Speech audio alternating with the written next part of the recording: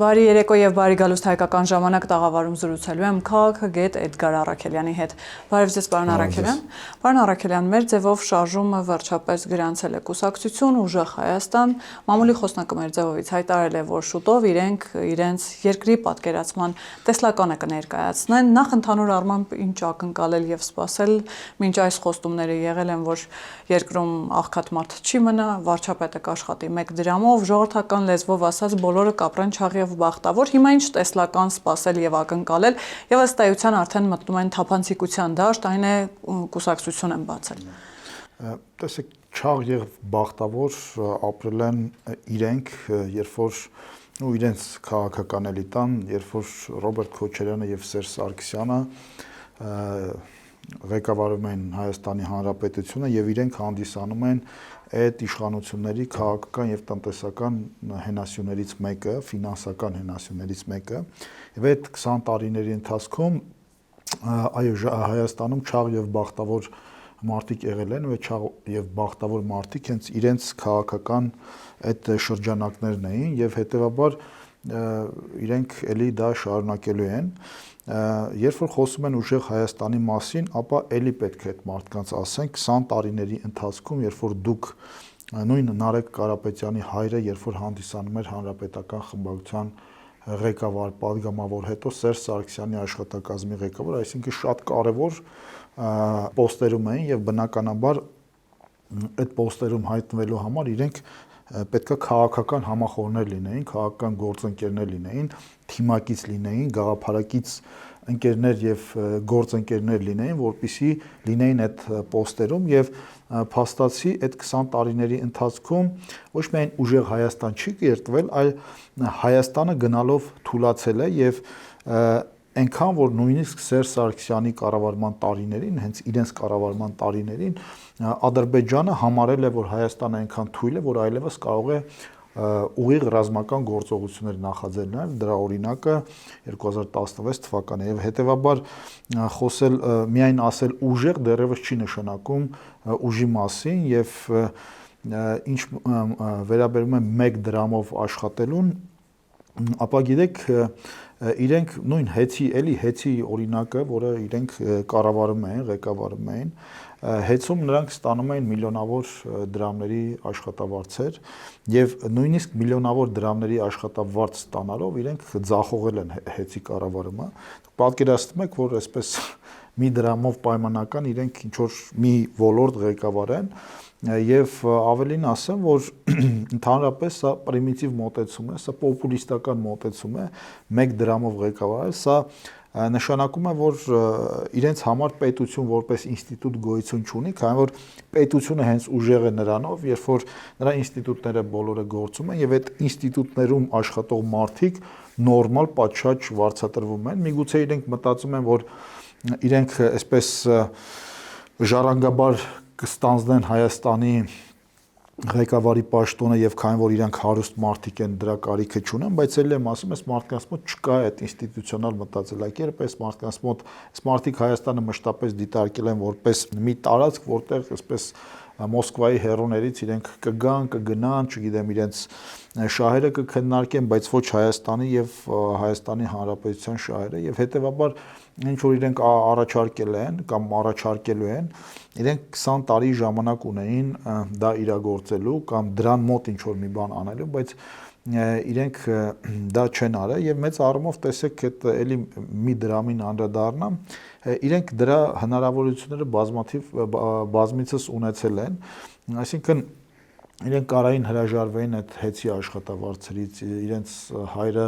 աշխատել է պաշտոներում այդ աշխատավարձերից, իհարկե իրենք կարող են ասել, որ մենք աշխատավարձը ստացել ենք, բայց փոխանցել ենք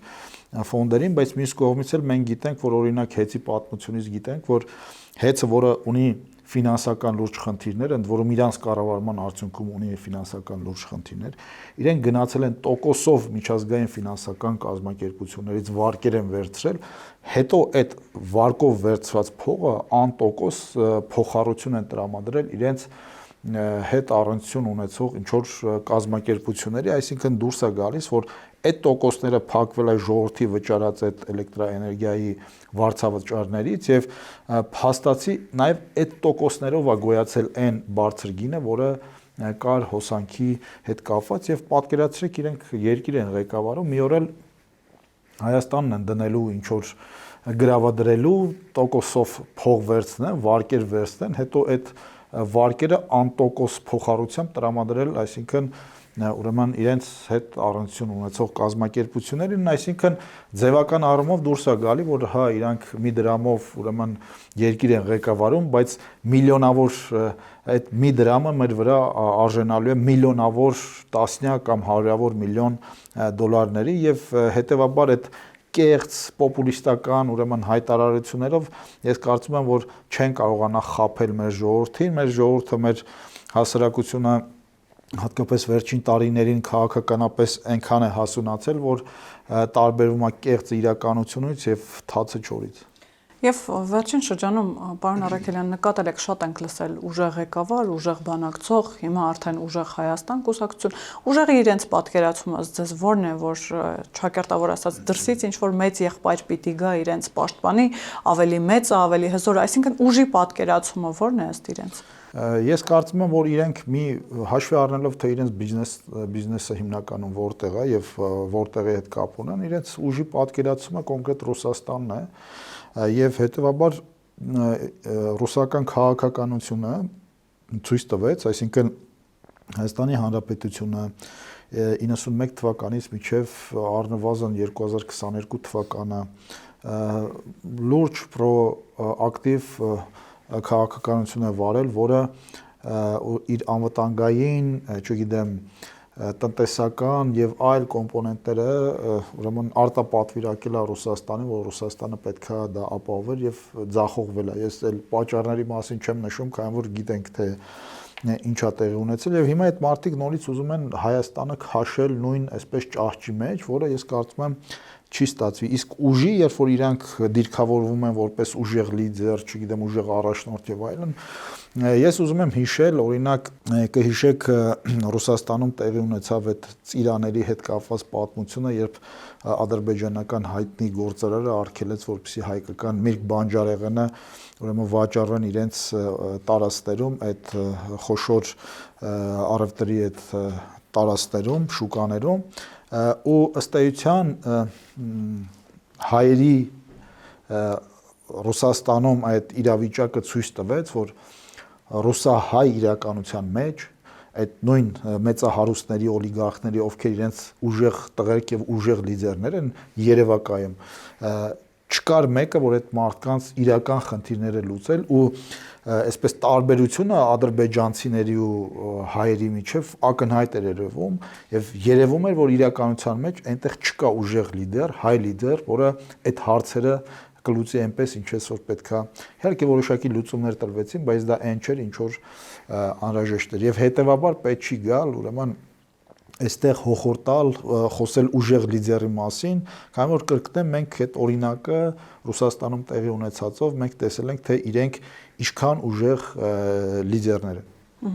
Պարոն Առաքելյան, տեսեք, տևական ժամանակ է խոսվում է Սամվել Կարապետյանի այսպես օրգանական կապի մասին Ռուսաստանի հետ, ինչը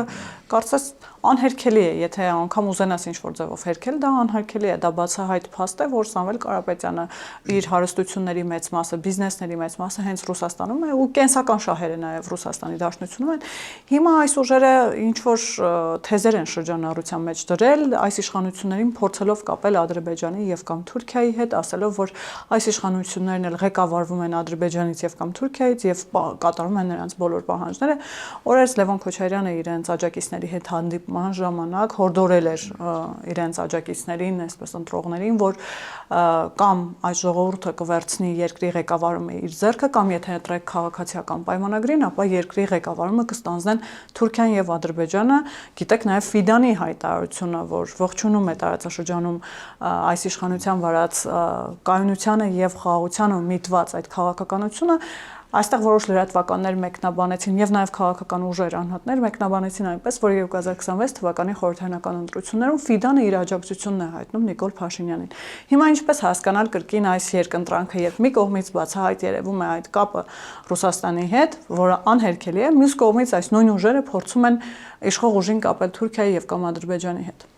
Ուրեմն ես կարող եմ միանշանակորեն ասել, որ Սամվել Կարապետյանը, Ռոբերտ Քոչարյանը եւ իրենց այդ քաղաքական էլիտան վտանգավոր են Հայաստանի Հանրապետության ինքնիշխանության համար, քանի որ այդ մարդիկ բիզնես եւ քաղաքական շահեր ունեն երրորդ երկրներում, ու այդ բիզնես եւ քաղաքական շահերը այնքան մեծ են, որ դրանց ազդեցության ներքո իրենք ուզեն թե չուզեն քայլեր են ձեռնարկելու, որը դեմ է լինելու Հայաստանի Հանրապետության ազգային եւ պետական շահերի։ Սա ֆիքսենք միանշանակ եւ եթե 2026 թվականին ու մեծ առումով երբ որ մենք դիտարկում ենք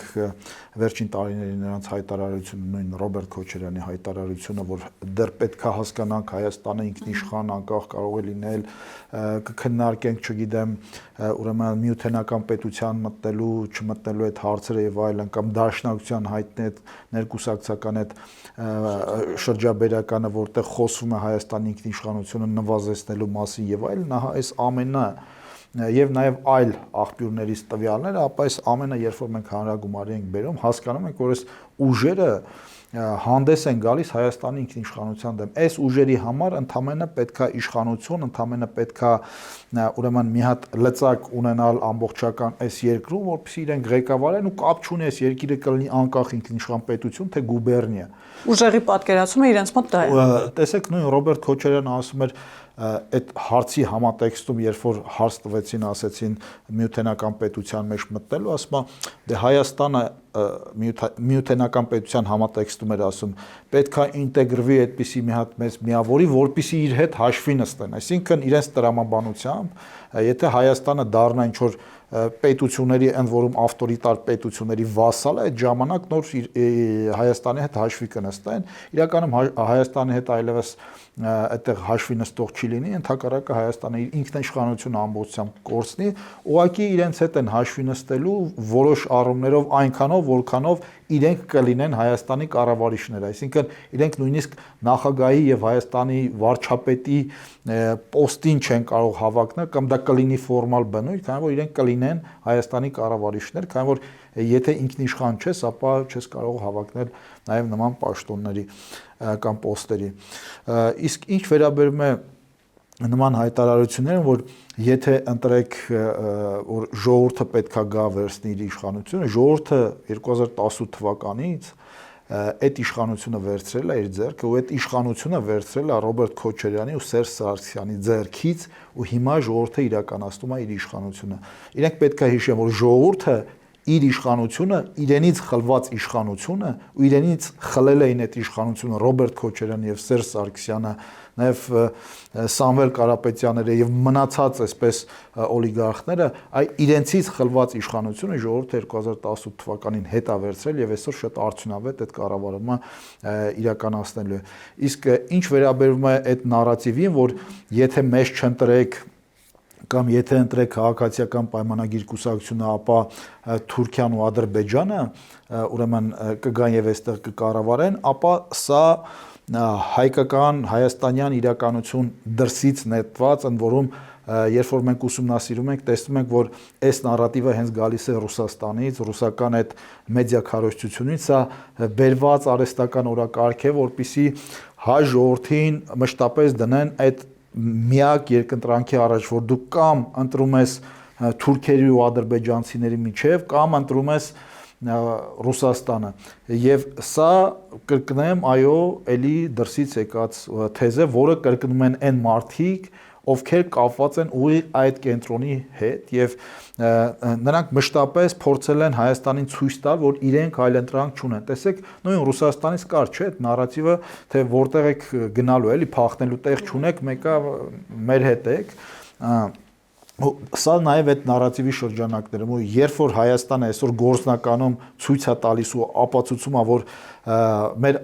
Ռուսաստանի այլընտրանքը դա Թուրքիան ու Ադրբեջանը չի, Ռուսաստանի այլընտրանքը այլ պետություններ են, որոնք գոյություն ունեն երկիր մոլորակի վրա եւ Հայաստանին դիտարկում են որպես գործընկերներ, իրենք արդեն ուրեմն հիստերիայի մեջ են փաստացի ընկել եւ փորձում են այս նարատիվը էլի բերել մեր իրականություն ցույց տալ, որ այստեղ Թուրքիան ու Ադրբեջան են գալիս։ Ընդհակառակը իրենք են, օրինակ, տեսեք, մշտապես խոսում են նոյեմբերի 9-ի 9-րդ կետի մասին, չէ՞։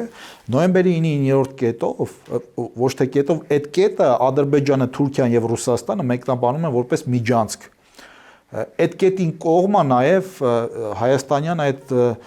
շրջանակները Լևոն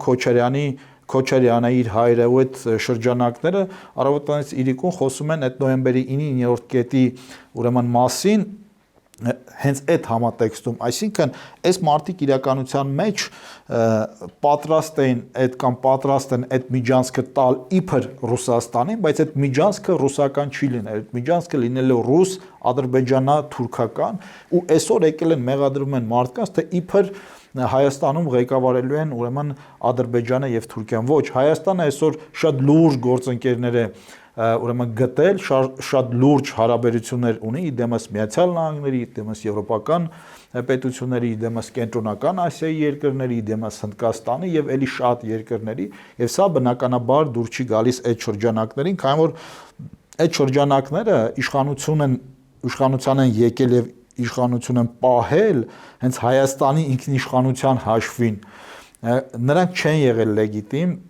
նրանց այդ ժողովուրդը չի ընտրել եւ միակ ուրեմն իրանց լեգիտիմության աղբյուրը այդ դրսի օժանդակություններ, երրորդ երկրների օժանդակություններ, որը նրանք մշտապես ունեցել են,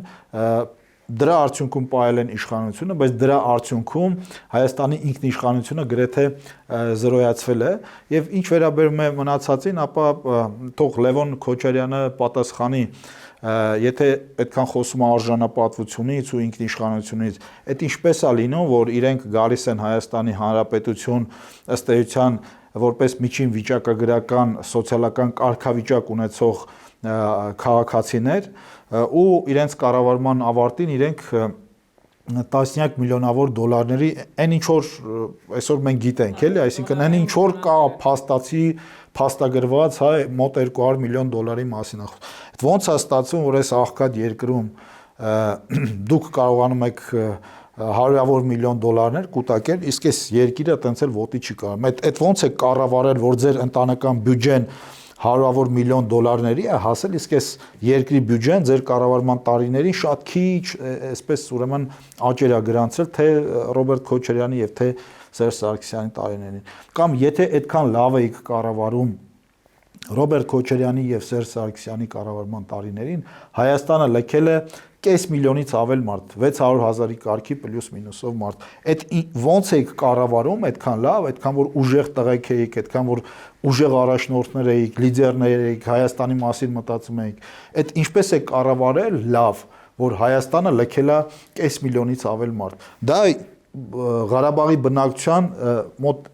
շուրջ 3 կամ 4, հա, Ղարաբաղի բնակչությունը, հա։ Այսինքն այդքան մարդ թողել են այս երկրից հեռացել են, որպեսզի այդ նույն Լևոն Քոչարյանը ու իրենց շրջապատը լավ ապրեն։ Մի հատ է վարչապետ ունեին, որ այսպես հեգնում էր, ասում էր դե լավ է, ինչ է եղել, երբ որ հարց էին տալիս, ասում էին Հայաստանից տարեկան 30, 40, 50, 60 հազար մարդ է արտագաղթում, ասում էր դե լավ է, ինչ է եղել, ընդդիմադիր մասսան երկրից դուրս է գալիս։ Այ էս են եղել իրանք ու հիմա այսօր եկել են, խոսում են արժանապատվությունից, ինքնիշխանությունից, Թուրքից, ադրբեջանցուց եւ այլն եւ այլն։ Ես կարծում եմ, որ ոչ ոք ոչինչ չի մոռացել եւ անհրաժեշտ պահին եւ դա նաեւ նախընտրական ժամանակահատվածում հերթով իրենց էլի կհիշեցնենք։ Իրենց հարցնեք այդ տարիներին տնտեսությունը վագրային թռիչք էր ապրում, երևի հենց այդ վագրային թռիչքի հետևանքով էլ մարդիկ արտագաղթում էին։ Ես եթե չեմ սխալվում, մի անգամ նույն Քոչարյանի որդին այսպեսի մի արտահայտություն արեց, որ իր հոր կառավարման տարիներին Հայաստանի բյուջեն մի քանի անգամ, եթե չեմ սխալվում, 7-8 անգամ այսպես աճել է։ Հիմա ես ուղիղ հարց եմ տալիս Լևոն Քոչարյանին։ Լավ, օքեյ, Հայաստանի բյուջեն 7-8 անգամ մեծացել է, իսկ ձեր ընտանեկան բյուջեն քանի անգամ է մեծացել։ Եթե հաշվի առնենք, որ դուք ըստ ձեզ նույնիսկ Երևանում մեկ բնակարան չունեիք ու այսօր ուրեմն մի քանի 100 միլիոն դոլարի եք տիրապետում, ձեր ընտանեկան բյուջեն բազմապատկվել է միլիոնավոր անգամներով, իսկ Հայաստանի բյուջեն, ասենք, ըստ ձեզ 7-8 անգամներով, եւ հետեւաբար, ասենք,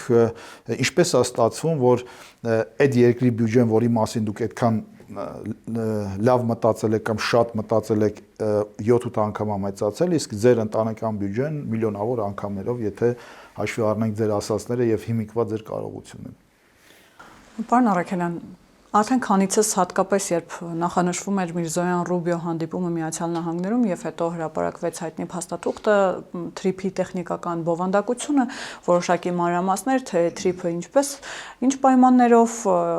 ինչ ժամկետներում է գործարկվելու եւ այսպես նաեւ շինարարության մասով, տեսեք, Ռուսաստանից սկսեցին հայտարարությունները, մասնավորապես Սոլովյովը նախ հայտարարեց, որ իդեպ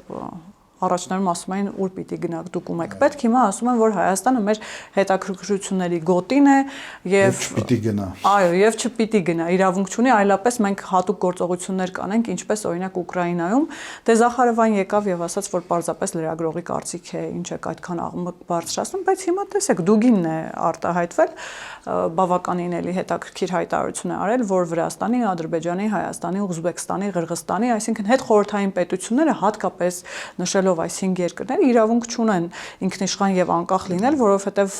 դրանք Ռուսաստանի էլի հետաքրքրությունների գոտում են եւ հետո եթե իրենք անկախանան, կարող են վերածվել պլացդարմի հենց Ռուսաստանի դեմ։ Այս հայտարարությունները ինչպես հասկանալ եւ այս հայտարարությունները պարզապես պետք է նայել, կարդալ, առաջ անցնել, թե սա իսկապես ռիսկ պարունակող հայտարարություններ են։ Տեսեք, ես համարում եմ, որ եւ Դուգինը եւ Սոլովյովը հիվանդ մարդիկ են, բայց միևնույն ժամանակ ցավալին է, որ Ռուսաստանում այդ հիվանդ մարդկանց լսողներ կան եւ եթե մենք մոնիտորինգի ենթարկենք Դուգինի եւ Սոլովյովների նախորդ տարիների ասածը, մենք կտեսնենք, որ այն ինչ որ իրենք ասել են, ռուսական քաղաքականությունը հենց այդ ուղղությամբ շարժվել է։ Օրինակ Ուկրաինայի մասով։ Նույն Ուկրաինայի ուրեմն իրադարձությունները, դրանից առաջ էլ շատ իրադարձություններ եւ հետեւաբար իհարկե այս մարդկանց հայտարարությունները հայտարարությունը չպետք է անլուրջ վերաբերվենք, բայց միևնույն ժամանակ սրանք այսպես ասած ուրեմն անկարողության նաև ճիչեր են ինչ-որ առումով, քանի որ անկախ նրանից հիմա Դուգինները եւ Սոլովյովները ինչ կասեն, Հայաստանը վստահ քայլերով մեծացնում է իր ինքնիշխանությունը, Հայաստանը վստահ քայլերով նոր գործընկերները ձեռք բերում, Հայաստանը վստահ քայլերով նոր անվտանգային միջավայր է իր համար ստեղծում, եւ սա բնականաբար անհանգստացրել է Դուգիններին, Սոլովյովներին, Սիմոնյաններին եւ այլոց, ովքեր ժամանակին ասում են, դե դուք ուր եք գնալու, մեր հետ եք լինելու, ում եք դուք պետք եւ փաստորեն պարզվում է, գիտեք, այս նարատիվը մեր քաղաքացիների մեջ ներարկել են, որ մենք նշանակություն չունեցող փոքր երկիր ենք ու մենք պետք չենք որևէ մեկին եւ հետեւաբար միայն Ռուսաստանին ենք պետք, այն էլ ինչ որ որոշ առումներով, բայց պարզվում է մենք բավականին լուրջ պետություն ենք, բավականին լուրջ աշխարհագրական դիրք ունենք եւ բավականին լուրջ գլոբալ պրոյեկտներ անցնելու են մեր տարածքով ու մենք ազդեցություն ենք ունենալու այդ ուրեմն պրոյեկտի վրա եւ դրանով հանդերձ մենք ուրեմն նաեւ գործոն ենք լինելու այս տարածաշրջանում եւ ոչ միայն տարածաշրջանում եւ այս առումով բնականաբար իրենք անհանգստացած են նաեւ իրենց հայաստանյան գործընկերները, որոնք գրեթե նույն նարատիվներն են տարածում ուրեմն Հայաստանի հետ կապված եւ ես կարծում եմ, որ Դուգիները, Սոլովյովները դեռ երկար կխոսեն այս մասին, բայց նաեւ համոզված եմ, որ մեր ինքնիշխանության ամրապնդման գործընթացը այլևս անկասելի է եւ հատկապես 2026 թվականի ընտրությունները այդ առումով շատ կարեւոր են եւ ես համոզմունք ունեմ, որ նրանք ովքեր ու կոչս նաև հիմա ուրեմն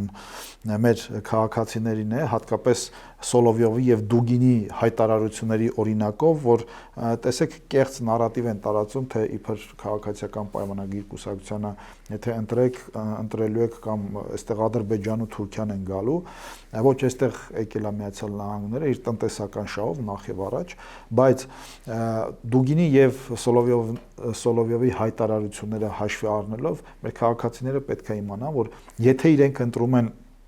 Քոչարյաններին, Սարգսյաններին, Կարապետյաններին, ապա ովքեր Դուգիների եւ Սոլովյովների ընկերներն են, գործընկերներն են, ապա իրենք ընտրելու են Հայաստանի ինքնիշխանությունը ոչնչացնելու այդ ուղին կամ ինքնիշխանությունը վերացնելու այդ ուղին, ինչի մասին իրենց ընկերները Սոլովյովը եւ Դուգինը հայտարարել են արդեն։ Թրիփի տրամաբանության մեջ, պարոն Արաքելյան, որքանով է Ռուսաստանը, այսպես ասած, չասեմ շահագրգռված եւ կամ ոգևորված, որ այստեղ գալիս է Միացյալ Նահանգները, ինչպես դուք նշեցիք, առաջին հերթին իր տնտեսական շահերով, բայց տեսեք, այստեղ վարչապետը նաեւ շատ կառուցողական առաջարկ է արել, եթե կարելի է այդպես ասել, ռուսական կողմին, որ եթե ուզում եք ապա շրջափակման տրամաբանության մեջ ձեր մասնակցությունն ունենալ եւ այստեղ կոպիտ ասած տարածաշրջանում շարունակել լինել ձեր հետաքրքրություններով հանդերձ, կարող եք Ղազախ Իջևան, Գյումրի Կարս երկաթգծի այդ բացակայող հատվածները կառուցել եւ գործարկել այդ արդեն գործարկման ժամանակ դուք էլ կունենաք ձեր շահը։ Բայց հիմա հասկանանք, օրինակ Զատուլինը դրան արձագանքել էր, որ Հայաստանը փորձում է իրենց ներքաշել մի process-ի մեջ, որ եթե հետո ինչ որ բան հայ-ադրբեջանական եւ կամ հայ-թուրքական հարաբերություններում այնպես չգնա, սլակները միանգամից ուղեն դեպի Ռուսաստանը, ինչպես եղավ օրինակ Արցախում, երբ այնտեղ ասում է տարան մեր խաղաղապահներին, հետո առանց հաշվի առնելու խաղաղապահների այդ գործոնը իրենք Սոֆիայում ճանաչում էին Ղարաբաղը Արցախի Ադրբեջանի կազմում, այս մեղադրանքները մի կողմ թողած, որքանով է Ռուսաստանը շահագրգռված, որ գա վերակառուցի Կարս Գյումրի, Ղազախ Իջևան այդ երկաթգծի հատվածները եւ որ Հայաստան-Ադրբեջան, Թուրքիա-Հայաստան հարաբերությունները, այսպես ասեմ, կարգավորվեն, տեղի ունենա ապա շրջափակում։ Եվ որքան կարող ենք սպասել Ռուսաստանի պատասխանին։ Ինչ է կարծում Հայաստանի քայլերը նաեւ։ Տեսեք Ղարաբաղի հետ կապված Զատուլինը հերթական անգամ ստում է եւ եթե իրենց համար Ղարաբաղի ճանաչումը Ադրբեջանի կազմում այդքան խնդիր էր, ապա իրենց նախագահը մինչև այդ երկու անգամ հայտարարել է Ղարաբաղը Ադրբեջանի կազմում լինելու ուրեմն փաստի մասին եւ եթե դա խնդիր էր իրենց համար, ապա թող չհայտարարեին, իսկ եթե իսկապես խնդիր էր, թող այդ խաղապահ զորքերը չուղարկեին, իսկ խաղապահ ուժերը իրենց ամենամեծ երազանքն էր, որ իրենք Ղարաբաղում ունենային խաղապահ զորքեր եւ այդ մասին տարիների վեր նրանք ակնհայտ կամ քողարկված ձևով հայտարարել են կամ ասել են կամ պնդել են։ Իսկ ինչ վերաբերում է, տեսեք, նույն այդ օրինակով բերեք հասկանանք ինչ է անում Ռուսաստանը։ Ռուսաստանին տրվել են կոնցեսիայով հայկական երկաթուղիների կառավարումը եւ փաստացի դեռ մի կողմ դնենք, որ ռուսական երկաթուղին այսօր լուրջ ճգնաժամի արժև է կանգնած եւ մի տվյալ ես կարդացի, որ ռուսական երկաթուղիները 50 միլիարդ դոլարի պարտք են կուտակել եւ այսօր իրենց ուրեմն անշարժ գույքն են վաճառում հյուրանոցներ եւ այլն, որպեսզի որոշակի փակեն այդ պարտքերը կամ սնանկությունից խուսափեն, բայց տեսեք, սա կարծեք թե զուգահեռ է գնում անվտանգության ոլորտին, մենք մեր անվտանգության զգալի մասը պատվիրակել ենք Ռուսաստանին, վերջին տարիներին Հայաստանը ուրեմն Ռուսաստանին վճարումներ արեց, որպեսզի զենք զինամթերք ստանա, բայց այդպես էլ չստացավ, բայց արդյունքում ինչ ենք ստանում, ասում են այ տեսեք Հայաստանը գնում է արևմուտք, Հայաստանը ուրիշից զենք է գնում եւ այլն եւ այլն։ Դե այդ մասին նաեւ վարչապետը խոսեց օրերս։ Այո, այդ մասին խոսեց վարչապետը։ Հիմա երկաթուղիների հետ կապված ակնհայտ է, որ տարածաշրջանում լուրջ գործընթացներ են տեղի ունենում եւ մենք չենք կարող նստել եւ սպասել, թե օրինակ ռուսները երբ կբարեհաճեն եւ իրենց իսկ ստանձնած պարտավորությունները կյանքի կոչեն։ Պետք է նշել, որ դա ռուսական պարտավորությունների շրջանակներում, այսինքն այնպես չի, որ Հայաստանի վարչապետը այդպես մեծ ցանկություն ունի, որպեսզի ռուսները դա կառուցեն կամ այդպես չի, որ ռուսները մեզ պետքա դրանով լավություն անեն, այսինքն դա լավություն չի, դա ռուսների պարտականությունն է, պարտավորությունն է, պայմանագրային պարտավորություններ են։ Հայաստանի վարչապետը արդեն, եթե չեմ սխալվում, 3 անգամ դրա մասին հայտարարել է, մի անգամ կառավարության նիստին, երկրորդ անգամ տետատետ Ռուսաստանի նախագահի Վլադիմիր Պուտինի հետ հանդիպան ժամանակ այդ մասին ուղիղ ասել է եւ վերջերս էլի ասեց, ընդ որում ասեց, ես խնդրում եմ ռուսական կողմին, որպեսզի այդ աշխատանքները դրա հետ կապված արագ որոշումներ կայացնեն։ Եվ եթե հանկարծ պարզվի, որ Ռուսաստանը ոչ միայն որոշումներ չի կայացնելու, այլ նաև ցանկություն չունի այդ անելու, եւ եթե համապատասխան դրա Հայաստանի կառավարությունը որոշումներ կայացնի, այստեղի իրենց այդ ուրեմն պրոքսի ուժերը կսկսեն էլի բարձրագույն հայտարարություններ անել, տեսեք Հայաստանում հակառուսականություն է, հակառուսականություն։ Ուրեմն Հայաստանում վերջին ժամանակների ամենամեծ հակառուսականությունը տարածել են դրանք այդ Դուգինները, այդ Սոլովյովները, այդ Սիմոնյանները, ովքեր այսօր բացահայտ հայտարարում են, որ Հայաստանի դեմ ռազմական գործողություն պետք է իրականացվի, որ Հայաստանը իրավունք ունի ինքնիշխանություն ունենա եւ անկախություն ունենա, ու դրանից հետո իրանք պատկերացնում են ինչ, որ Հայաստանը կամ Հայաստանի բնակչությունը այդքան ուրեմն արժանապատվությունից զուրկ է, որ պետք է այստեղ Սոլովյովներին եւ Դուգիններին ուրեմն գովաբանի, հա, եւ հետեւաբար ես կարծում եմ, որ այո, Հայաստանի Հանրապետությունը պետք է առաջնորդվի իր ազգային պետական շահերով, Հայաստանի Հանրապետությունը չպետք է նայի, թե իհարկե այստեղ մենք գործ ունենք աշխարհաքաղաքականության հետ եւ հնարավորինս Հայաստանի Հանրապետությունը պետք է նաեւ հաշվի առնի իր հարևանների գործընկերների շահերը, բայց պետք է այսպես են Թրամփյան ոճով առաջինը Հայաստանը, հետո նոր կհասկանանք, թե մյուս գործընկերների շահերը որքանով կհամապատասխանեն այդ շահերի հետ եւ ուստի այստեղ ես խնդիր չեմ տեսնում, կրկնեմ, կապված երկաթուղիների հետ Ռուսաստանը ունի պարտավորություններ եւ Ռուսաստանը այդ ուրեմն երկաթգծի այդ հատվածները վերանորոգելու է կամ վերազինելու է, արդիականացնելու է ոչ թե մեր գեղեցիկ աչքերի համար եւ ոչ թե դա բարեգործություն է անում, այլ Ռուսաստանը ունի պարտավորություն այդ երկաթգծերը պատշաճ մակարդակի պահպանելու համար։ Պարոն Արաքելյան, քանի որ պարբերաբար խոսում են այսպես ասեմ, ընտրողների, քաղաքացիների հետ այդ երկընտրանքի լեզվով, որ կամ կընտրեք սա, կամ կունենաք սա, կամ կլինի սա, այլապես կլինի սա, ինչ հիմա հասարակության մոտ կա անկալումը եւ առհասարակ ինչի մասին են 2026 թվականի ընտրությունները, ինչի եւ ինչի միջև պիտի ընտրի քաղաքացին։ 2026 թվականի ընտրությունները դա պետականության, ինքնիշխանության, անկախության եւ ժողովրդավարության եւ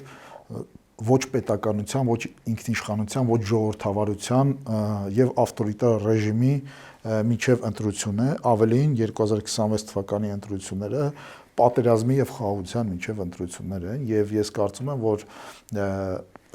միակ երկընտրանքը որ կա, այդտեղ է, իսկ մնացած երկընտրանքները, թե թուրքական, թե չգիտեմ, ադրբեջանական եւ այլն, դրանք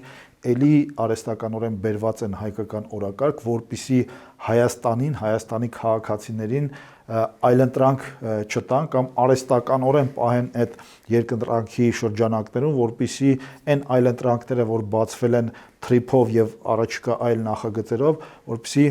հայ ժողովուրդը կրկին վախի մթնոլորտում գնա եւ սխալ ընտրություն կատարի, իսկ այսօր մեր համար մեր արժեվ բացվել են լուրջ հնարավորություններ, դրանք պատմական հնարավորություններ են եւ ես չեմ վարանի ասելու, որ վերջին 1000 տարվա ընթացքում հայ ժողովրդի համար, Հայաստանի համար բացվել են բացառիկ հնարավորություններ եւ եթե մենք օգտագործում ենք այդ հնարավորությունները, ապա մեր պետականության կյանքը մենք երկարացնում ենք 100-ամյակներով եւ նրանք ովքեր դեմ են այդ հնարավորությունների, նրանք ովքեր չեն ուզում այդ հնարավորությունները, նրանք դեմ են Հայաստանի ինքնիշխանությանն ու անկախությանը։ Շնորհակալ եմ, պարոն Արաքելյան։ Ես եմ շնորհակալ։ Հիշեցնեմ, որ տաղավարում զրուցում էի քաղաքագետ Էդգար Արաքելյանի հետ, կհանդիպենք։